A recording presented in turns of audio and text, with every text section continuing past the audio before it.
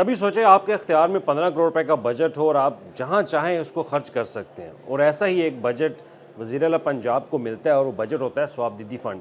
अक्सर आपने ये अखबारात में लाजमी सुना होगा कि वज़ीर आला का स्वाबदीदी फ़ंड जो है बढ़ा दिया गया, वज़रा का स्वाबदीदी फ़ंड बढ़ा दिया गया और वज़ीर आज़म का स्वाबदीदी फ़ंड बढ़ा दिया गया।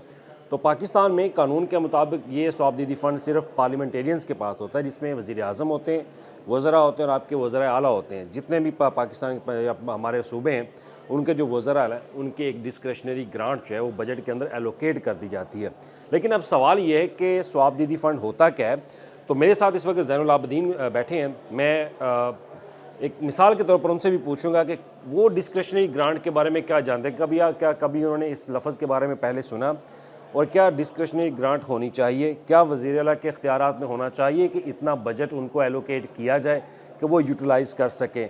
तो इस पर हम ज़ैनुल आबिदीन से बात करेंगे। मेरा सवाल आपसे ये, कभी लफ्ज़ आपने स्वाबदीदी फ़ंड के बारे में सुना होगा, लाजमी सुना होगा। क्या ये ज़रूरी है कि हर वज़ीर आला या वज़ीर आला के लिए ये फ़ंड एलोकेट किया जाए? वैसे तो वो सूबे की मालिक होती है, वो सूबे का मालिक होता है, तो क्या ये ग्रांट रखना ज़रूरी है जब आप पहले से ही ऐसे फलाही काम सूबे में कर रहे हों, आप कार्ड्स दे रहे हों, एटीएम कार्ड्स प्रोवाइड कर रहे हों, तो फिर ये ग्रांट एलोकेट करने का मकसद क्या हो सकता है? देखें, ये मेरे ख़्याल से तो ये एक अच्छी चीज़ है, ये होनी चाहिए, क्योंकि बहुत सारी चीज़ों में कानूनी तौर पे जो है ना आके ये लोग फंस जाते हैं और फिर उस चीज़ में किसी की हेल्प नहीं हो सकती। ख़ास तौर पे हेल्प वाले उस सिनेरियो में मैं बात कर रहा हूँ। तो अगर वो हेल्प करनी हो तो उसके लिए तो ये बड़ी अच्छी चीज़ है। या किसी के, ये एक तरह से इसको सीक्रेट फंड भी कहा जा सकता है, क्योंकि वो उनकी मर्ज़ी है, वो जहाँ बिल्कुल, मर्ज़ी वज़ीर खर्च आला की करें। मर्ज़ी होती है ये। तो इसी तरह बहुत सारे काम ऐसे होते हैं कि जो पुलिस वाले जो हैं वो कोई अच्छा काम कर देते हैं, उनको कोई इनाम जो है वो बहुत ज़्यादा अच्छा देना हो, उसका रिवॉर्ड अच्छा देना हो, उसके लिए ये इस्तेमाल हो सकते हैं। हाँ, मिसयूज़ नहीं होना चाहिए, वो तो किसी भी फंड का नहीं होना चाहिए। इसमें हमने आए रोज़ देखा है कि जब भी ऑडिट पैरास बनते हैं ना, तो डिस्क्रिशनरी ग्रांट के ऊपर ऑडिट पैरास बहुत लगते हैं। इसकी ट्रांसपेरेंसी के ऊपर बहुत सारे क्वेश्चंस होते हैं कि आया ये फ़ंड जिस तरह से जाना चाहिए था उस तरह से ये प्रोवाइड नहीं किया गया, और जो डॉक्यूमेंट्स चाहिए होते हैं वो डॉक्यूमेंट्स दिए नहीं जाते। क्योंकि जब सीएम ऑफिस के पास कोई दरख्वास्त आती है कि एक शख्स है या बेवा है या स्टूडेंट है या मरीज़ है, उसको अगर इलाज के लिए, तालीम के लिए या वैसे ही अपनी जो भी घर चलाने के लिए अगर उसको पैसा चाहिए होता है तो वो डिमांड करते हैं। ऐसे ही लेकिन है। उस दरख्वास्त के ऊपर कुछ ऐसे डॉक्यूमेंट्स उनको मिसयूज़ भी किया जाता है। तो इसके ऊपर अब जो आज हमारा इशू है वो ये है कि डिस्क्रिशनरी ग्रांट जो है वो बढ़ा दी गई है। अब आप देखें कि हेल्थ, जब हुकूमत कहती है कि हॉस्पिटल्स के अंदर इलाज मुआवजे की सहूलियात मैसर हैं, तो फिर आपको ये फ़ंड रखने की ज़रूरत क्यों है कि आप किसी मरीज़ को दें?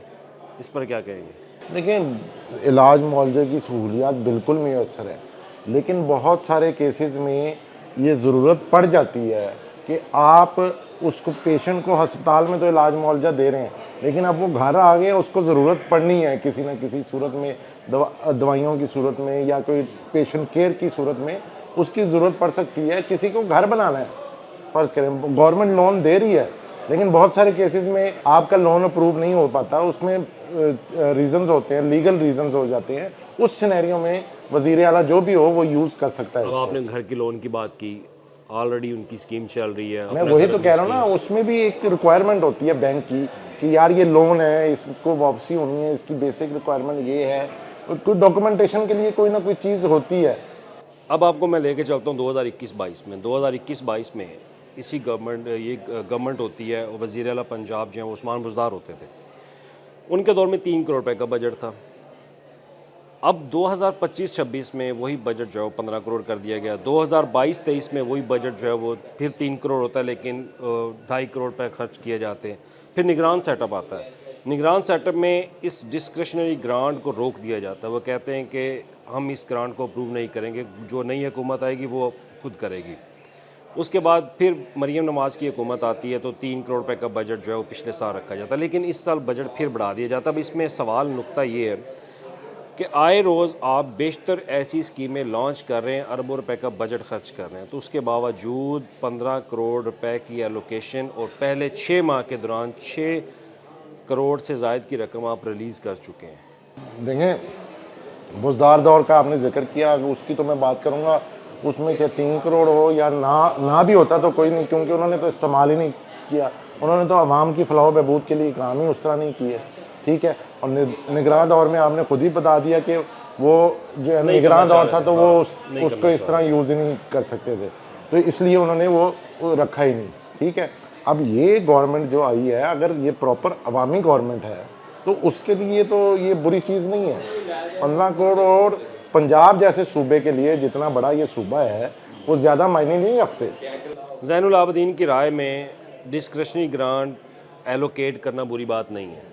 मेरे ख्याल से नहीं, हाँ, उसका मिस यूज़ नहीं होना चाहिए, वो किसी सूरत में अब मिस यूज़ कैसे होता है वो मैं आपको बताता हूँ। मिस यूज़ ऐसे होता है कि एक दरख्वास्त आ जाती है, दरख्वास्त के अंदर कुछ ऐसी सिफारिशात आती हैं कि जनाब ये हमारा बंदा है, इसको सिफारिशात के ऊपर जो है ना ये डिस्क्रिशनरी ग्रांट जो है वो दे दी जाए। एक होता है पॉलिटिकल एंगल भी इसके अंदर, पॉलिटिकली भी सीएम जो है वो हो सकता है कि अपने हलके के लोगों को नवाजने के लिए ये फ़ंड इस्तेमाल कर सकती है।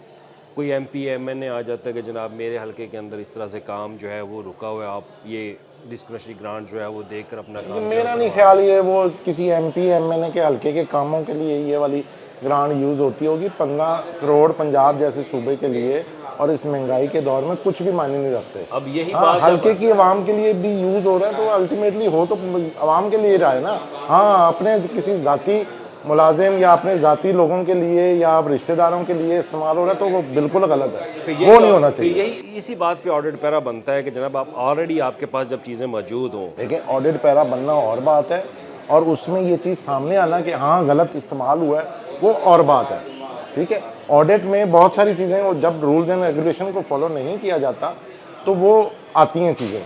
अब वज़ीर आला की जब जवाबदेही इख्तियार है, वो जिसको चाहे वो दे सकता है, ये इसका यही मतलब हुआ ना। बिल्कुल, जवाबदेही फंड का जब मकसद वो ये दे होता है। सकता है तो फिर वो ऑडिट पैरा तो ये अफसरान अपनी नौकरियां पूरी करने के लिए भी लगा देते हैं।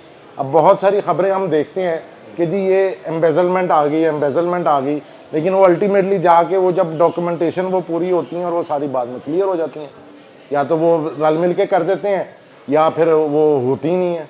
लेकिन आप देखें, बेतहाशा हर चीज़ में आपको ऑडिट पैरा मिलेगा कि जी इसमें ये चीज़ बेज़ाब्तियाँ हुई हैं। देखिए जब कुछ लेकिन वो साबित हो के जाके वो कोई 100 में से एक जाके साबित होती है।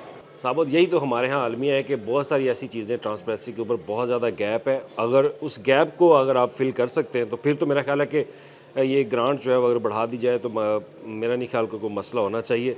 लेकिन इसमें फिर भी एक political excess of everything is bad. ये तो है, इतनी ज्यादा ज्यादती भी नहीं होनी चाहिए। ये तो है, ये तो है। 15 हमारे यहाँ आज ये पंजाब जैसे सूबे के लिए कोई ज्यादा रकम नहीं है। ज़्यादा रकम नहीं है। चले ठीक है, जैन साहब ने तो कह दिया कि जनाब 15 करोड़ की रकम जो है वो कुछ नहीं है। अगर वज़ीर-ए-आला डिस्क्रिशनरी ग्रांट बढ़ाना चाहती हैं तो बढ़ा भी दें, लेकिन फिर हमारे यहाँ पीओएल के चार्जेस भी होते हैं, इंटरटेनमेंट गिफ्ट्स के मद में भी रकम होती है। देखिए, वो मैंने पहले ही कह दिया, मिस यूज जो है वो किसी भी सूरत में हो, वो चाहे स्वाबदीदी फंड का हो या बाकी सूबे के बजट का हो, मिस यूज कहीं पे भी होगा वो गलत है, उसको पकड़ा जाना चाहिए। चलें देखते हैं अब कौन पकड़ता है। अब पहले तो ऑडिट पैरा बनना, इनका पूरा एक ट्रांसपेरेंसी रिपोर्ट जो है वो बननी चाहिए कि पिछले माली साल में 2021-22 से लेकर अब 2025-26 जो है वो चल रहा है माली साल, तो इनमें चेक किया जाना चाहिए कि पहले जो बजट दिया गया था वो कहाँ दिया गया। उसकी एक अच्छी खासी एक स्पेशल ऑडिट रिपोर्ट जो है वो बननी चाहिए। और अब मौजूदा टेन्योर के अंदर अगर ये डिस्क्रिशनरी ग्रांट जो है वो दी जा रही है तो माली साल के एग्ज़ाम पर इसका भी ऑडिट होना चाहिए कि आखिर 15 करोड़ कहाँ खर्च किए गए। अभी तो क्योंकि रवा माली साल के पहले 6 माह गुजर चुके हैं और 6 माह के दौरान जो है वो 6 करोड़ खर्च हो चुका है, तो माली साल एग्ज़ाम होता है तो उसके बाद ऑडिट पैरा बनेंगे, तो उसके बाद जो है वो देखते हैं क्या होता है। लेकिन डिस्क्रिशनरी ग्रांट मकसद ये है कि अगर आपको भी अगर वज़ीर आला पंजाब से फ़ंड लेना है तो उसका बेहतरीन हल ये है कि आप वज़ीर आला पंजाब के नाम एक दरख्वास्त लिखेंगे। दरख्वास्त लिखने के बाद आपको वज़ीर आला पंजाब के ऑफिस से एक कमेटी जो है वो बनाकर आपसे जवाब जो है रिपोर्ट भी तलब कर सकती है, आप खुद भी तलब कर सकती है कि बताएं आपको किस मकसद के लिए फ़ंड चाहिए। तो फिर उससे रेलिवेंट डिपार्टमेंट के अंदर ये समरी जो है वो मूव की जाती है, ये दरख्वास्त मूव की जाती है कि इसकी वेरिफिकेशन करें। वेरिफिकेशन के बाद दोबारा ये मामला सीएम के पास आता है, फिर सीएम उस पर दस्तखत करती हैं और फिर आपको रकम मिल सकती है। अगर आप मुस्तकबिल में या इस रवा माली साल में 15 करोड़ में से कोई ग्रांट अगर लेना चाहते हैं, इलाज के लिए बाहर के मुल्क में इलाज के लिए चाहते हैं, तालीम के लिए चाहते हैं, या कोई भी ऐसी चीज़ आपको समझते हैं कि आपके पास पैसे नहीं है, तो वज़ीर आला पंजाब आपकी हेल्प कर सकती है इसके लिए। शुक्रिया।